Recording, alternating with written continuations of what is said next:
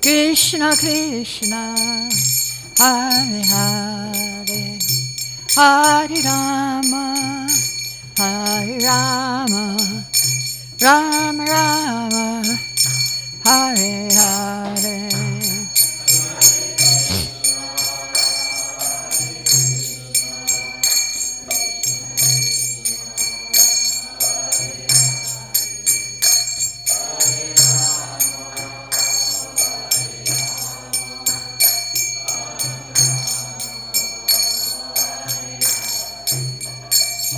Hare Krishna, Hare Krishna, Krishna Krishna, Hare Hare, Hare Rama, Hare Rama, Rama Rama, Hare Hare.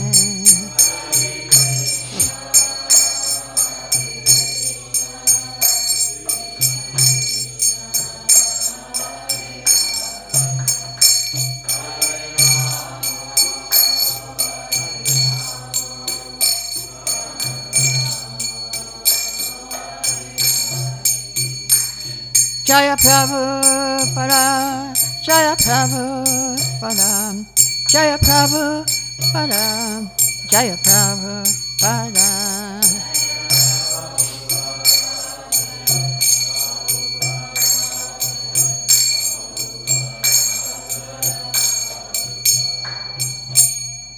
Srila Prabhupada ki Jai. Jaya Mr. Bhadramans, Private Jagachaya, Asata Sada Srimad Bhaktivedanta Swami, Prabhupada ki Jai. All glories to the assembled devotees. All glories to the assembled devotees. All glories to the assembled devotees. Glories to Shri Guru and Gauranga. Om Namo Bhagavate Vasudevaya. Om Namo Bhagavate Vasudevaya. Om Namo Bhagavate Vasudevaya. We're reading from Srimad Bhagavatam, Canto 3, Chapter 21, Verse 1, Conversation between Manu and Kardama. Text number 1. Vidura uvacha Swayambhuvasya cha manor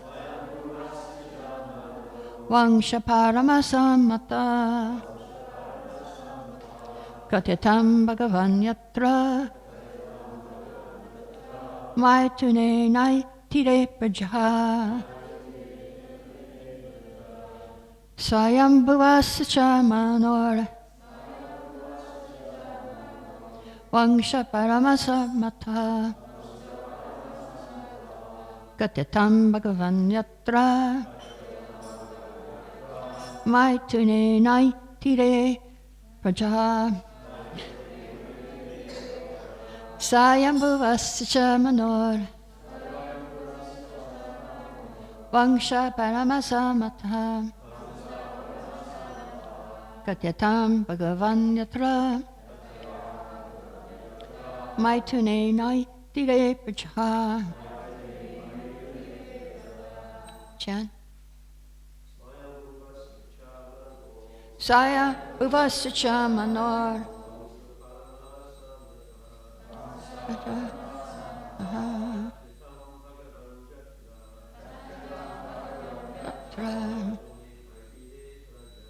Maituna Maitire Sambhava Sachamano Shaparamasamata Haranyatra Maitune nai tire praja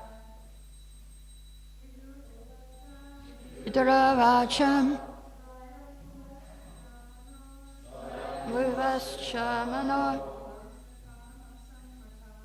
Anshaparasatama Gatatam bhagavan yatra Tune nai tire praja Vidura uvacha Sacha manor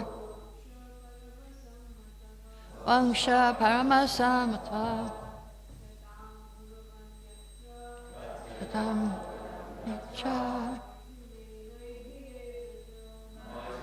Naitire Rajpa Vidura uvacha Vidura said Swayambhuvasya of Swayambhuv Cha and Manaha of Manu Vangsha the dynasty Parama most Samata esteemed Katitam kindly described Bhagavan O worshipful sage Yatra in which Maitunena through sexual intercourse Etire multiplied Prajaha the progeny. Translation by Srila Prabhupada. Vidura said, the line of Swayambhuva Manu is most esteemed. O worshipful sage, I beg you, please give me an account of this race whose progeny multiplied through sexual intercourse. Report. Regulated sex life to generate good population is worth accepting. Actually, Vidura was not interested in hearing the history of persons who merely engaged in sex life, but he was interested in the progeny of Swayambhuva Manu because in that dynasty, good devotee kings appeared who protected their subjects very carefully with spiritual knowledge. By hearing the history of their activities, therefore, one becomes more enlightened. An important word used in this connection is paramasamata, which indicates that the progeny created by Swayambhuva Manu and his sons was approved of by authorities. In other words, sex life for creating exemplary population is acceptable to all sages and authorities of Vedic scripture.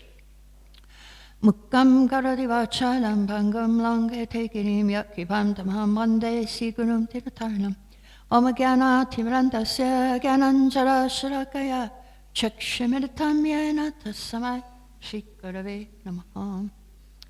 So, Srila Prabhupada is talking about Grihastha life, and we're not so interested in hearing about that, but it's because it's about the perfect people in this universe, the first ones who created good children.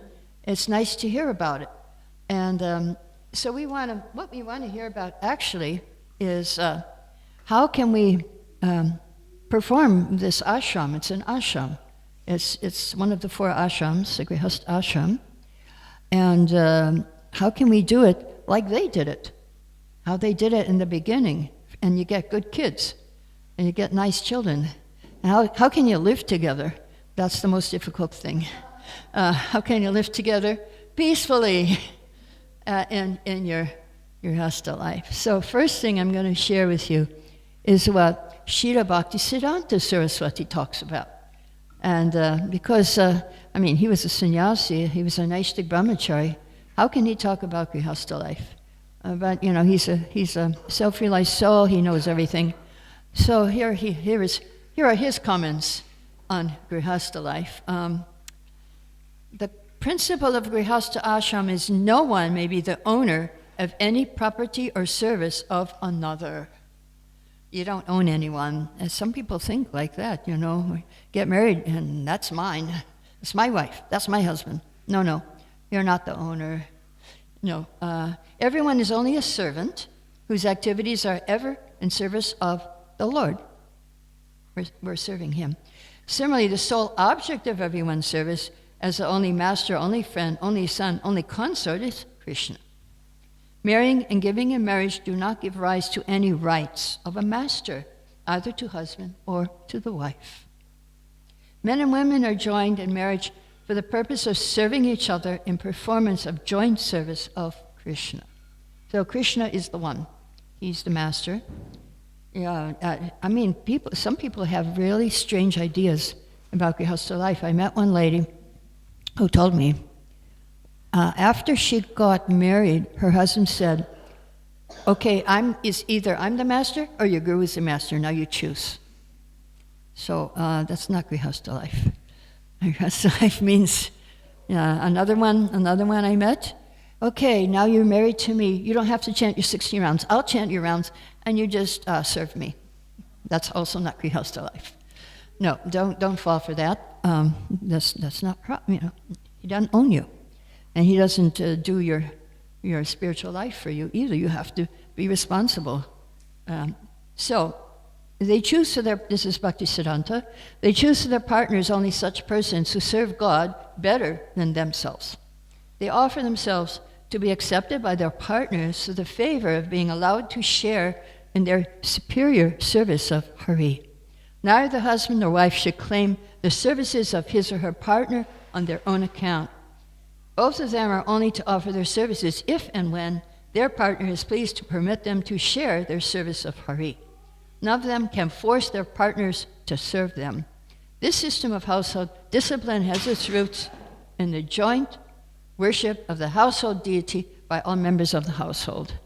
Srila Prabhupada tells a story about one rich Indian family who are Vaishnavas, and they had a house temple.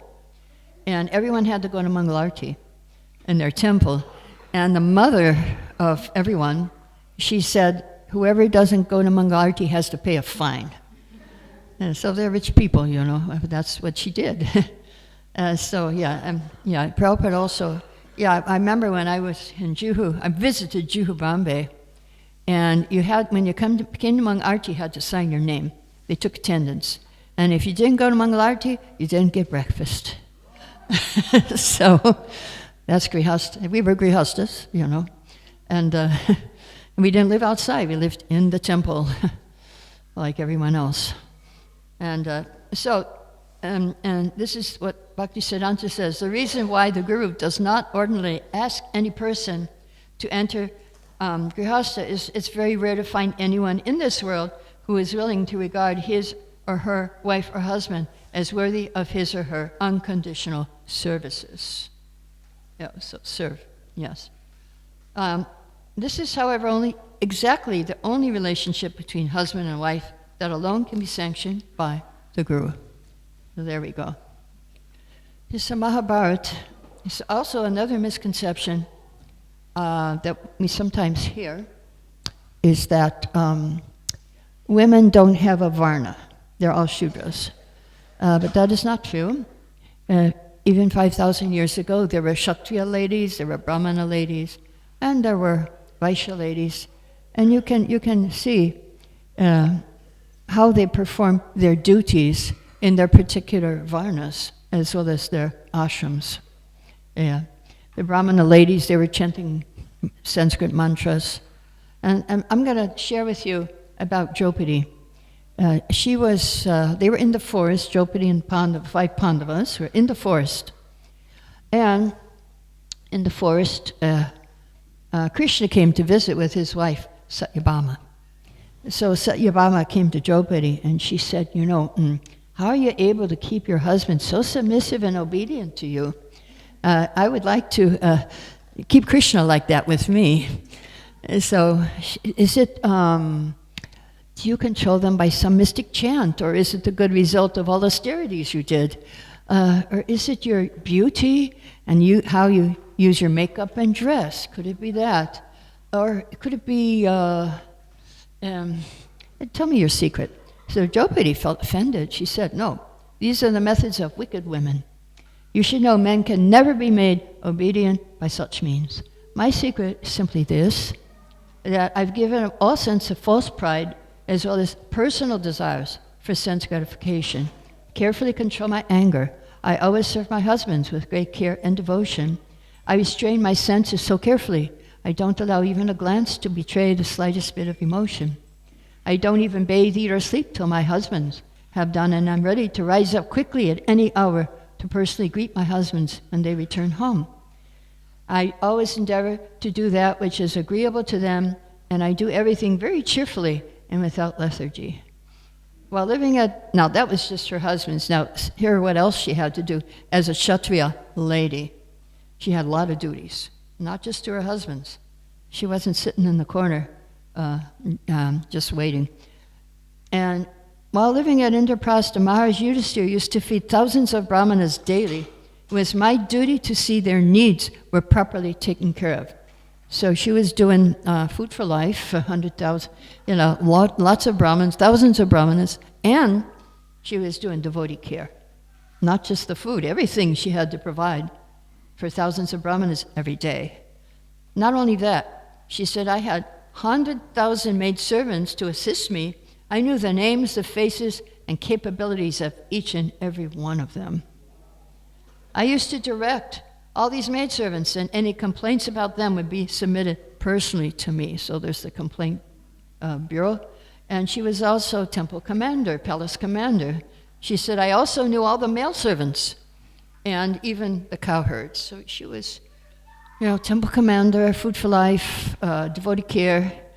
And then, not only that, she was another one too. In fact, it was I alone who kept track of my husband's daily income and expenditure, and I knew the totality of their wealth, and they had unlimited wealth. She was the accountant, and she was the treasurer. Can you imagine if one person over here was accountant, treasurer, temple commander, food for life, devotee care, and that was Draupadi, with thousands and thousands of people. So she wasn't just sitting alone somewhere, as some people have them weaving baskets. No, she was not doing that. She was very engaged. We see what is our nature, and we have to use our nature in Krishna's service. Some of us can like to read and speak and teach. Some of us like to manage. So it's more like the Kshatriya, and then some of us like to work on the farm, grow things, or do business like my son. And he's good at both. He's good at growing, he's good at business also. And so the ultimate goal, we have our personal journey to the lotus feet of Krishna. So successful training and successful marriage will help us on our journey back to Godhead. And we don't want to forget the goal, which is going back to Godhead. So if Prabhupada says in Bhagavatam, in a purport, 6.18.34, if husband and wife are attached to one another for advancement in Krishna consciousness, their relationship of cooperation is very effective for such advancement. And so, if we want compatibility in marriage, we have to learn to live with our spouse's faults. Anyone can live with somebody's good qualities, but can you live with that person's weaknesses? So this is in the beginning, we're careful, behave nicely. After some time, the character flaws we brought with us, they come to the surface. And I see that sometimes. It does happen, especially with non-devotee marriages.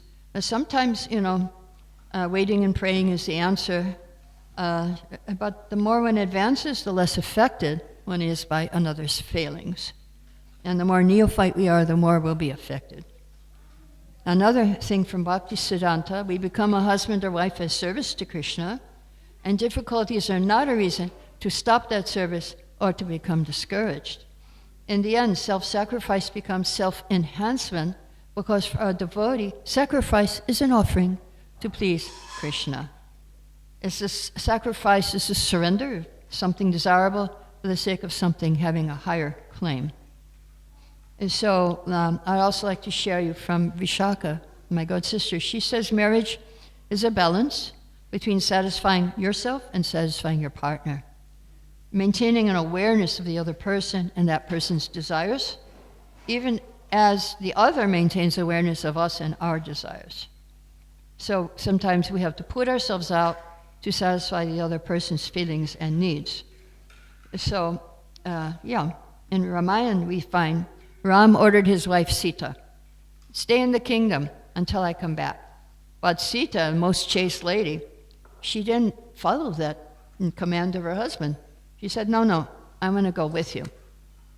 Because I can't be without you. You're my husband. So Ram's reasoning was actually that, she'd be safer there.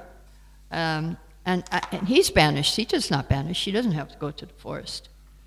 But forest life would be difficult and dangerous. But Sita felt, no, my place is with Ram instead of alone.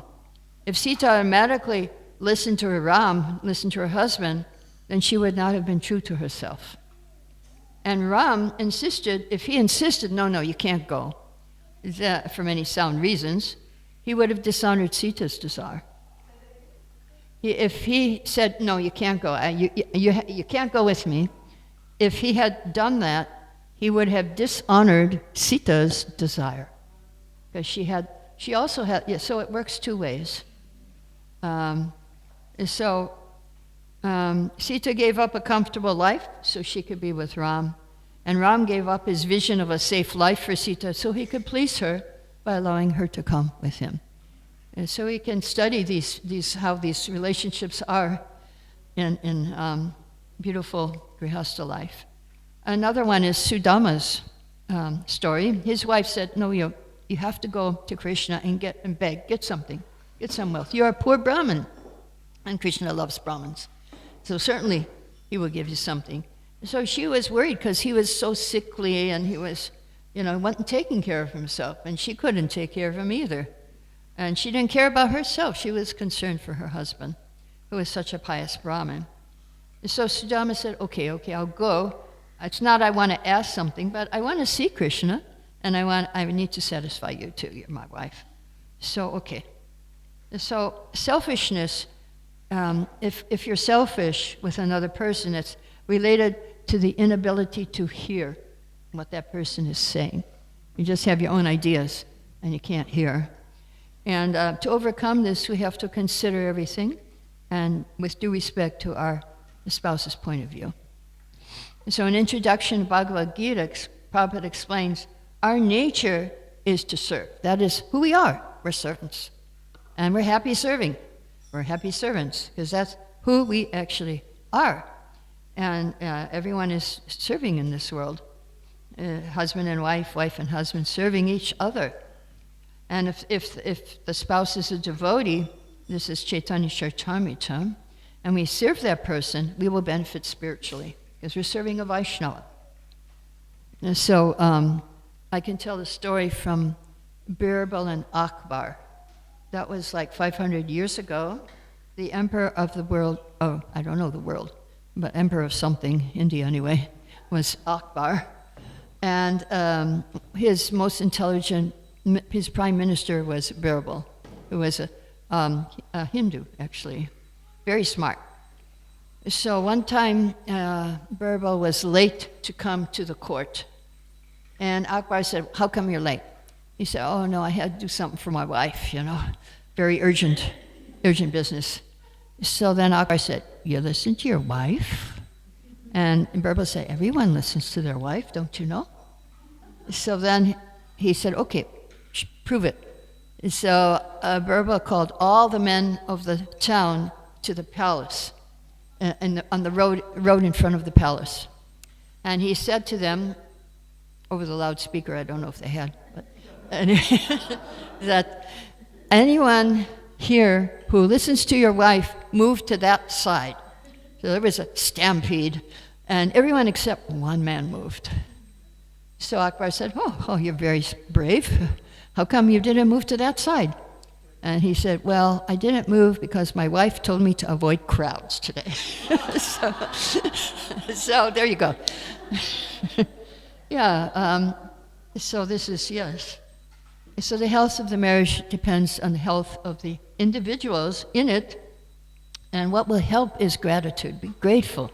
Oh, thank you for helping me in that way. And this will keep you healthy and free from dullness and complacency. And so we have to respect, honor, and appreciate each other as Krishna's devotees. The husband thinks, my wife is the property of her guru and Krishna, she is not mine. And if I do not honor her, if I don't respect her, protect her, provide for her, then I'm Vaishnava Aparati. I'm offending a Vaishnava. And that will stop my spiritual progress. So the wife sees her husband, sacred and property of Guru and Krishna, treats him as a Vaishnava, and is faithful, helps him in his role as her husband. And so both appreciate the sacrifice, the generosity of the others, and they have gratitude. And Prabhupada says that marriage is like a fortress created by the husband and wife to protect themselves from the powerful enemies of the uncontrolled senses. Yeah, we're going to hear about that today, about the senses. One of the verses tonight at the prayers of Prahlad Maharaj, the senses are compared to snakes. Snakes, they can bite us at any time. So that's why we use them for Krishna, and then we can control. But also in Grihastha life, you're supposed to be in a fortress where your senses are protected. So, and Prabhupada says there is no difference between a good wife and good intelligence. So if you have good intelligence, you can think properly and save yourself from any dangerous conditions. So Lord Chaitanya also is asked by Satyaraj Khan, is asked by a Grihastha person, my dear Lord, I'm a Grihastha, materialistic man. I don't know how to advance in spiritual life. So I submit myself to your lotus feet, request you to give me orders. And we hear this question a lot in Bhagavatam. Yudhisthira asks the sages, or Narada Muni, Yudhisthira and Narada Muni, his 7th canto. He says the same thing, I'm a Grihastha, I'm materialistic, I don't know how to advance. Although he's a relative of Krishna. Anyway, he says, I don't know. So this is the question. How do I advance? Lord Chaitanya said, Prabhagayan Krishna Seva, Vaishnava Sevan, Nirantara Kora Krishna Nama Sankirtan. Lord Chaitanya replied, without cessation, continue chanting the holy name of Krishna. Whenever possible, serve Krishna, serve his devotees. And yes, another one of my God brothers and God sisters, Grihasthas in Los Angeles, they ask Prabhupada, how can we be good grihastas? And Prabhupada said, before you eat your meal, you go out and you call out 3 times, is anyone hungry? Is anyone hungry? Is anyone hungry? And so they were doing that. They asked, I think, 3 times, and Prabhupada kept saying the same thing. Just go out and call, is anyone hungry? And that's the grihasta is supposed to feed everyone. So then the brahmacharis heard about it, and they used to hide in the bushes. And when they would call it, is anyone hungry? They would all come. And they said, and Prabhupada said, first they eat, and then you eat. And that kind of, I don't know what happened after that. But they were trying. And so, yes, this is Lord Chaitanya's. And so we need to follow Prabhupada's guidance, Prabhupada's grace. And that's how the Swayambhuva got such wonderful sons, because they were following this process. They were grihastas, Kshatriya grihastas, of course, so it's a little different. But grihastas, they do have a way to advance together in spiritual life. And we're all fortunate because Krishna is on our side, and he'll help us. He wants to be with us. And so we must try to serve him. And also, if you're single, it's also, you have to serve Krishna too, I mean, who was the first single mother? Kunti. 5 kids, single mother. Yeah. So, those single mothers who are here also, you have to, when your husband leaves, when your kids leave, before your husband leaves, I was a single mother too. There's 1 boy. And you have to keep on doing your service to Krishna. At the same time, be a mother and father if you're a lady, or be a mother and father if you're a man. But we have to keep on, whatever our position may be, whatever our situation may be. Krishna will help us, and we just don't give up, because difficulties may come, they will come for sure in the material world. And so we have to keep trying to serve Krishna alone or together. Or you're never alone. I mean, here we have a great community, so nobody's alone, even if you're single. Doesn't matter. You're all together, and together we help each other. Alone is very difficult to progress in spiritual life. You do need help, and so we have a lot of helpers over here. Everyone's a helper in your spiritual life. So I'll stop here. If you have any questions or comments, you can ask at this point. Yeah, Sadhana. That was a very enlivening class, and I really appreciated all your comments that you made. It touched my heart. Thank you so much. So just getting to know yourself and what service you can dedicate yourself to, because as I can see that you've gone ahead and pushed yourself, beyond everyone else in spreading Krishna consciousness, even with many odds against you. So in my situation, I find I'm a bit of this, a bit of that, and a bit of this, and a bit of that. So I don't excel in anything.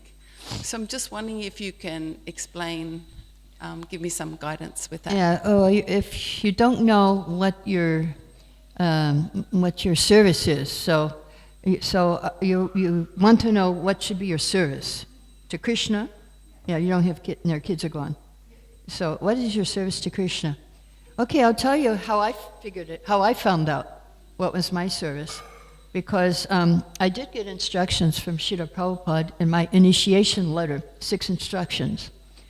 Chant at least 16 rounds, follow regular principles, read and study all my books, do deity worship, and do Sankirtan. So for 7 years, I was the pujari in Calcutta Temple. And for 7 years, I was doing book distribution in India, Maharashtra, Gujarat, Rajasthan. And for 7 years, I had a son. I was a mother. That's all I did. And after that, after all of that, I was wondering, what am I supposed to do? And of course, I had done the deity worship, I had done the preaching. One thing was left.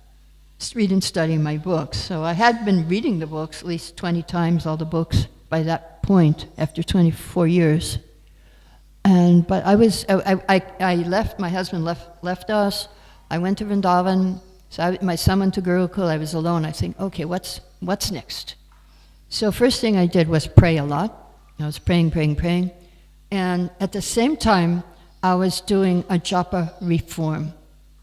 I was chanting very attentively. And at the same time, I was doing what I like to do most, and that is to read the books.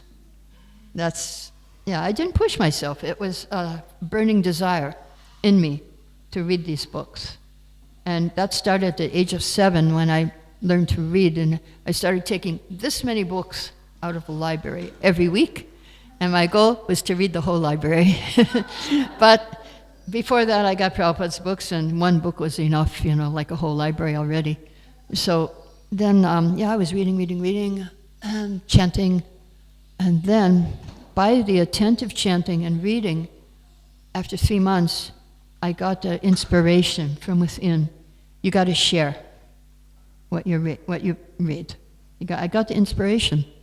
But I wanted some confirmation from Srila Prabhupada that this is what I meant to do with my life. Because that was, how old was I? 46 or something like that. 46. So, okay, I still have a life ahead of me. What am I supposed to do with it? And I it's not that I push myself, it's that Prabhupada pushed me. It's not my idea. All my whole life, all I did was the needful. They needed pujaris. I became a pujari. They needed book distributors. I became a book distributor.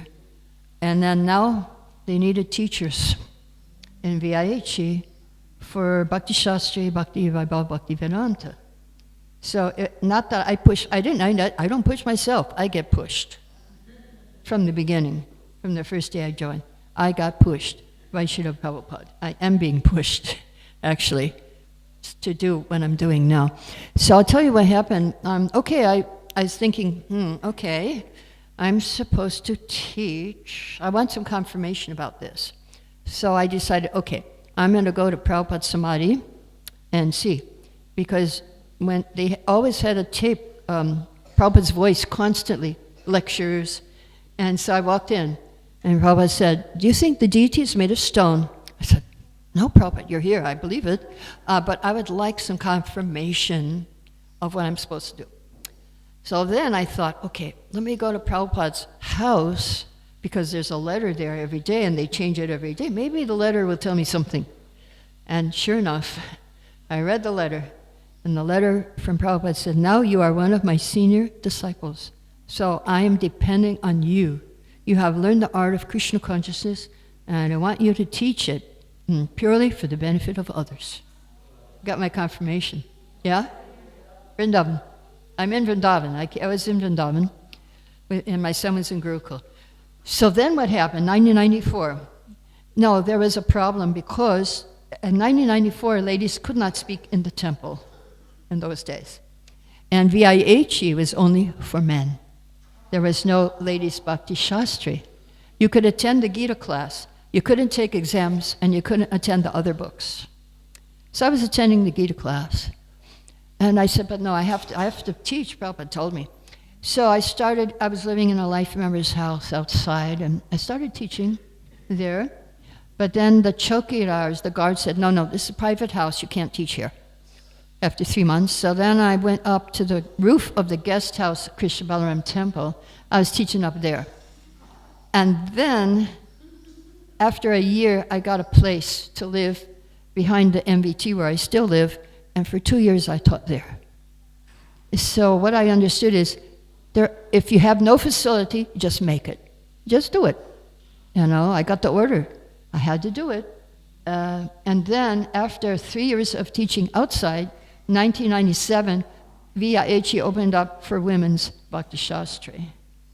Yeah, and after teaching 1 semester, they called me to travel all over Europe and teach. And it was like, I just took 1 step to Krishna, and Krishna, he took a lot of steps to me.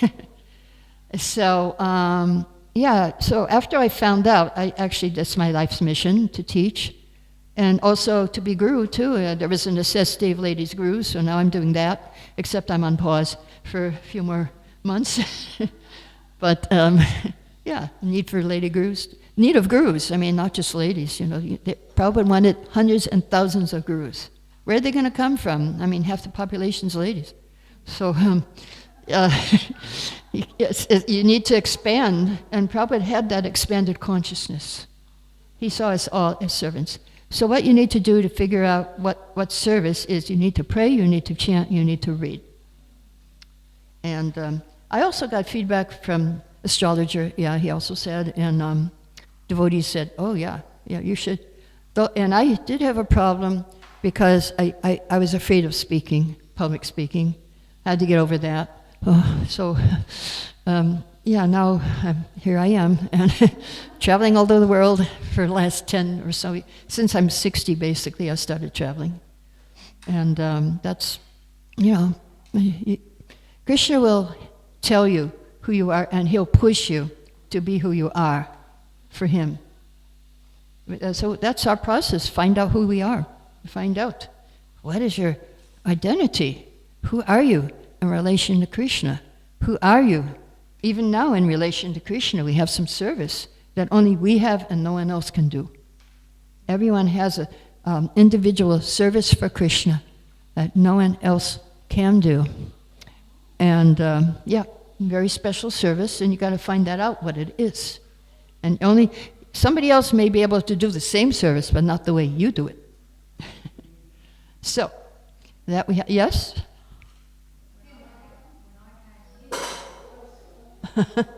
Yeah. Oh, that microphone's not working. When I came to New Govardhana from Mayapur, New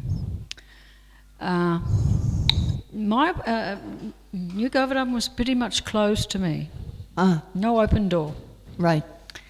And my husband's decision to come here, because it's too cold for him to be in Melbourne, living in India. Right. And I didn't really like the idea of coming up here. Melbourne girl, So it was like, can I say what I said to Krishna? Sure. I said, what the hell? What am I doing here?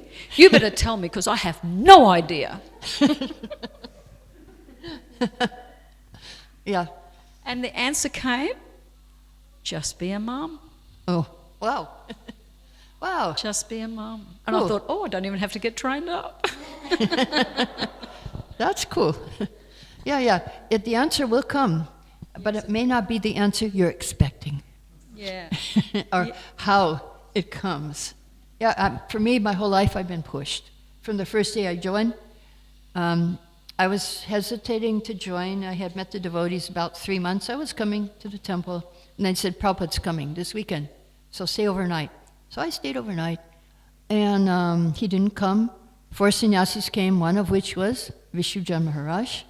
So he's like the Pied Piper. We were out on the streets for the whole weekend, and after that I said, I'm so happy, why should I go back home? Went, said goodbye to my husband and joined. My husband joined 2 months later. And so we joined together, basically. But he pushed, it was because Prabhupada said he's coming. Not only myself, 4 or 5 other people, they didn't go back home that weekend. That was it for us. I was pushed, and I'm still being pushed because, anyway,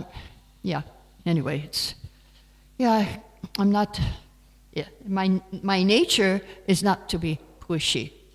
But if I see something that has to be done, then I get pushed.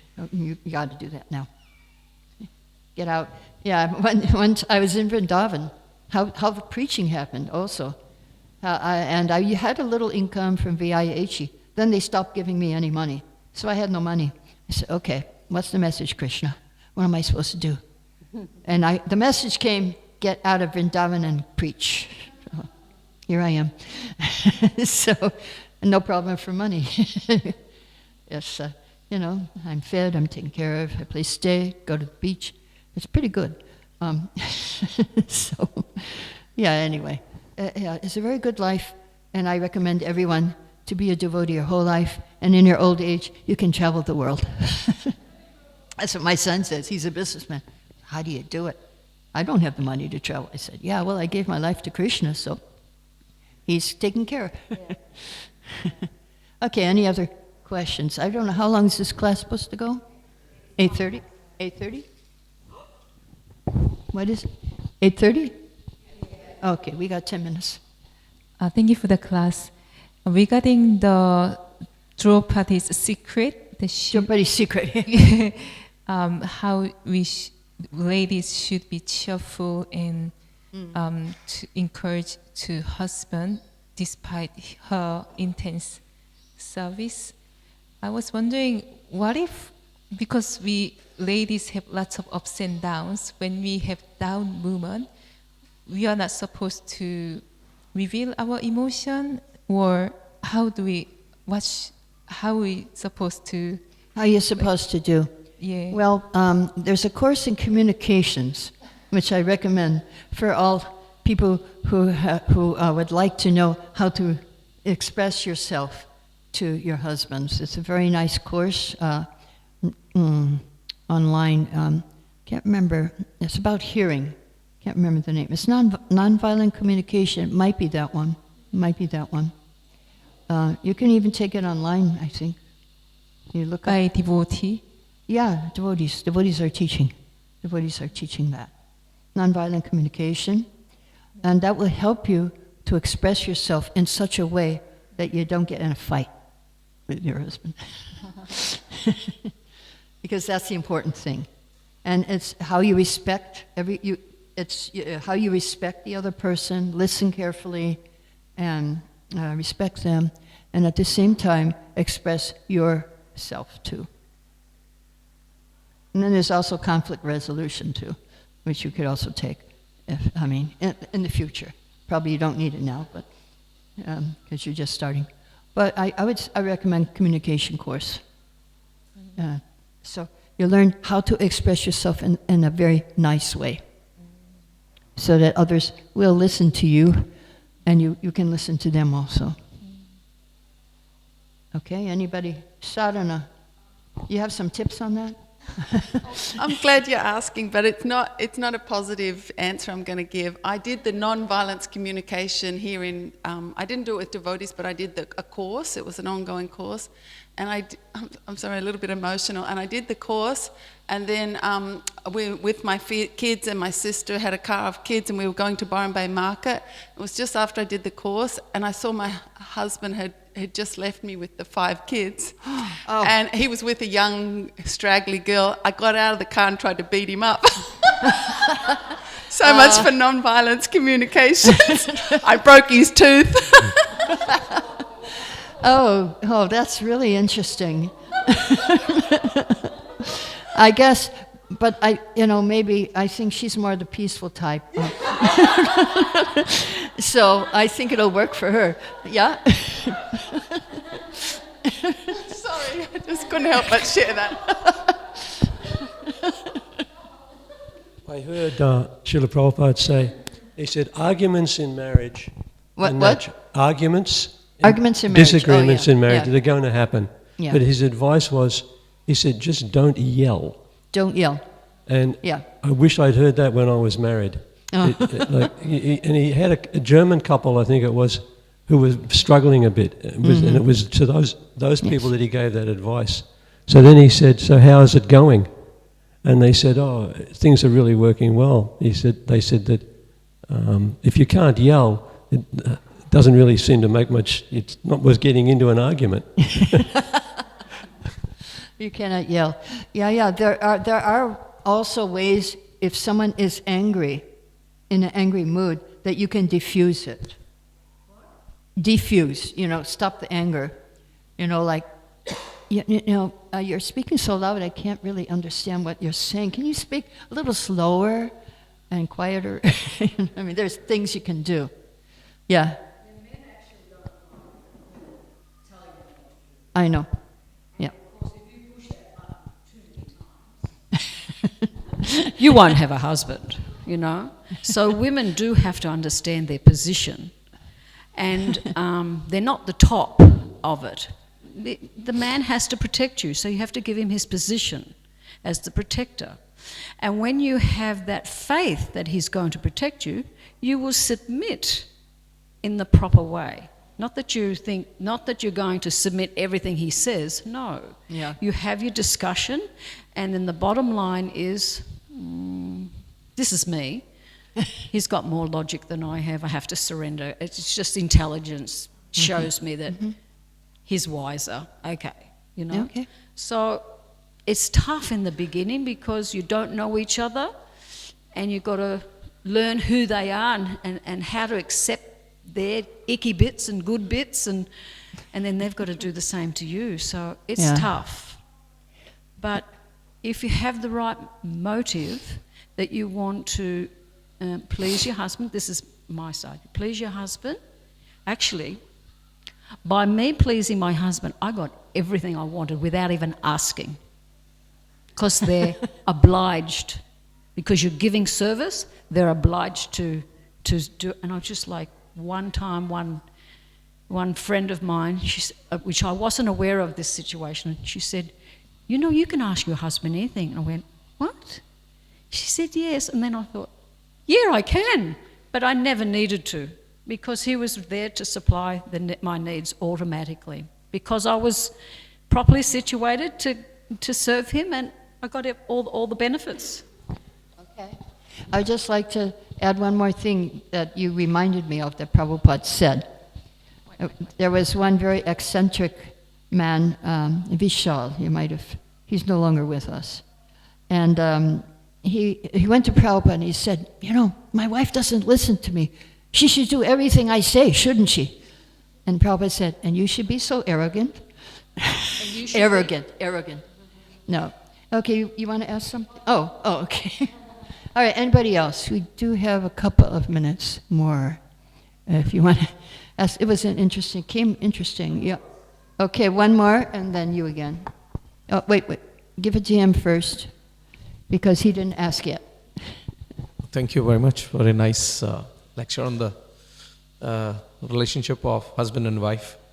So my question is, like, when you have any of the partner, how do you decide which is the desire to be fulfilled and which is the desire to be ignored? And by ignoring, you're not doing any sin. You know. Well, I think what you have to do in that case is, well, there's one thing you can do, how to make a decision. You put down, okay, these are all the good things, these are all the bad things, and these are maybe. And then you see which is more, the bad things or the good things. That's how to make decisions. But there's another way to do it, and that's conflict resolution.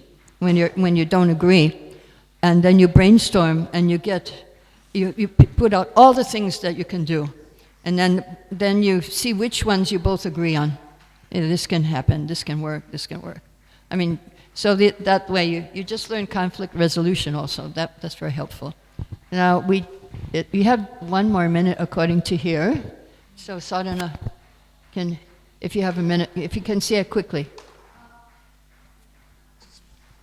I mean, it sounds like prasadam is on, ready. There's a line so we can talk. Just on that point of Krishna pushing you. Yeah. Prabhupada. I would say Prabhupada more than Krishna. Because I can really relate to that. I feel like I got pushed in my whole life this way. Sure, I had some choices, but I had to make those choices because, I didn't have the skill or something, so I made those choices. So can you tell me something about, that pushing, that knowing that it's pushing you closer to Krishna and that surrender maybe to it? Well, the thing is this, that with me, although I got the inspiration within, I wanted to confirm it. So, I went to the astrologer, I went to the devotees, and I consulted with devotees, what do you think? And I got Prabhupada's confirmation. So, what you need to consult. Like Parikshit Maharaj, he knew what to do when he was cursed. I'm going to go to the Ganga. I'm just going to hear about Krishna. He knew what to do, but when he went there, he asked all the sages, okay, and I'm going to die. What should I do? He consulted. He consulted with others. He consulted. So it's good if we consult also before we make, figure out who we are. They probably know better than you, some people, Some devotees may know who you are. Yeah? By submitting, okay? Yeah, so, okay. Hare Krishna, glories to Prabhupada.